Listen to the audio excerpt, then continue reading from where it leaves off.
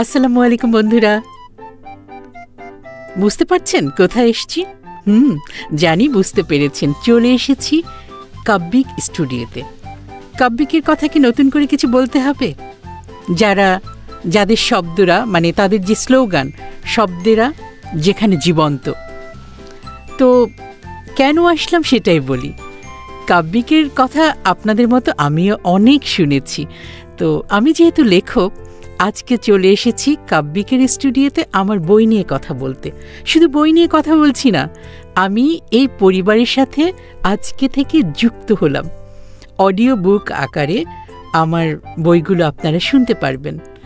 আমি তো ভীষণ এক্সাইটেড ফিল করছি, কেননা লেখক হিসেবে আমি আসছি, আর পাঠক হিসেবে আমি এখনও বুঝতে পারছি না আপনারা কতটা আমাকে মানে গ্রহণ করবেন। তবে আমি আশা করছি কাব্যিকে যারা ভয়েস দিচ্ছেন, কাব্যিকে যারা আছেন, তারা এত সুন্দর করে, আমি তো মানে মুগ্ধ হয়ে শুনি। সেজন্য বলছি যে আমার গল্পগুলো আপনারা কাব্যিকের অডিও বুক হিসেবে যখন আসবে, আপনারা নিশ্চিত আমি গ্রহণ করবেন, আপনারা ভালোভাবে আপনারা পছন্দ করবেন। তো যাই হোক বন্ধুরা, আমি শুধু নয়, আমি বলেছি, আমি চাচ্ছি, আপনাদের সাথে যুক্ত হয়েছি, কাব্যিকের সাথে আপনারা থাকবেন, এটা আমি দাবি নিয়েও বলছি একজন লেখক হিসেবে। তো আমার কি কি বই আসছে সেগুলো একটু বলে নেই। আমি মানে আমার 15টি বই প্রকাশিত হয়েছে, কাজ করছি আরও বেশ কিছু বই নিয়ে। খুব শীঘ্রই আমার আরও 4-5টি বই আসবে। তো আমার এই পুরো বইগুলো, বুঝতে পেরেছেন তো, পুরো বইগুলো আমি কাব্যিক পরিবারকে দিয়ে দিলাম। পরিবারকে দিলাম মানে আমি তো এই পরিবারেরই অংশ হয়ে গেলাম।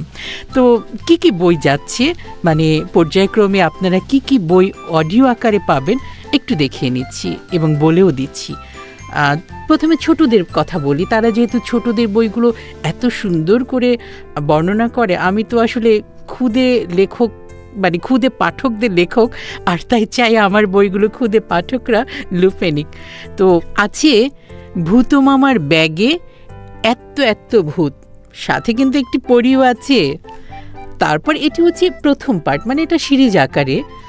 আর এরপরে হচ্ছে ভূত মামার ব্যাগে একটি ভালো ভূত আছে। ছোট্ট বন্ধুরা, তোমাদের বলছি কিন্তু, বুঝতে পেরেছি তো, ভূত কিন্তু শুধু দুষ্টু না, তারা কিন্তু ভালো আছে। আর এরপরে ভূত মামার গুপ্তধন অভিযান, মানে এই যে ভূত ভূত করছি, এই টিমটা কিভাবে রাজবাড়ি থেকে গুপ্তধন নিয়ে আসলো, সে মজার কিন্তু কাহিনী এখানে তুলে ধরেছি। আমি তো তুলে ধরেছি, আর যখন তোমরা শুনবে তোমরা মুগ্ধ হয়ে যাবে, আমি আশা করছি। আর এরপরে আছে গপ্পসপ্প, মানে তোমরা যে গল্প শুনতে এত পছন্দ করো, সেই গপ্পসপ্প বই নিয়ে 10টি গল্প আছে এখানে। আরও আছে গল্পের ঝুড়ি, এখানেও আছে 10 থেকে 12টি গল্প, তোমাদের ভালো লাগার মতো গল্প। এখনও শেষ হয়নি কিন্তু, আরও আছে দুষ্টু বাঘ ও দুঃখী ছানাপোনার গল্প। দুষ্টু যদিও বাঘ, কিন্তু মিষ্টি মিষ্টি গল্প কিন্তু। তো যাই হোক বন্ধুরা, আজকে আমি মানে কাব্যিক স্টুডিওতে তোমাদেরকে মাত্র এই কটা বইয়ের কথাই বললাম। আরও বই তোমাদের জন্য আমি নিয়ে আসবো।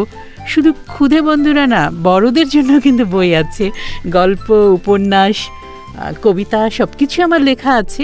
তো আমার 15টি যে বললাম বই, এই 15টি বই কিন্তু আমি কাব্যিককে দিয়ে দিয়েছি। তোমরা যদি বন্ধুরা পছন্দ করো, তাহলে কিন্তু আমার সব লেখা পর্যায়ক্রমে আসবে। আশা করি তোমরা আমার সাথে থাকবে, কাব্যিকের সাথে থাকবে। সবাইকে আমার অন্তর থেকে অনেক অনেক ভালোবাসা। তোমরা সবাই ভালো থাকো, কাব্যিকের সাথে থাকো, আমি যেমন আছি। খোদা হাফেজ বন্ধুরা। ও ভালো কথা বন্ধুরা, দেখো কথা বলতে বলতে আমি যে কে, আমি যে তোমাদের কোন বন্ধু তাই কিন্তু বলা হলো না। আমি লেখক নাজনীন তাওহিদ, আমি লেখালেখি করি এবং মিডিয়াতেও কাজ করি। তো যাই হোক, আমার কথা বড় নয়, আমি যে তোমাদের সাথে কাব্যিকের মাধ্যমে এসেছি সেটাই আমি বলতে চাচ্ছি। কাব্যিকের সাথে আছি, তোমরাও আছো, আমিও আছি। কাব্যিক, যেখানে শব্দেরা জীবন্ত। তো দেখা হবে কাব্যিক অঙ্গনে। তোমরা ভালো থাকো, খোদা হাফেজ।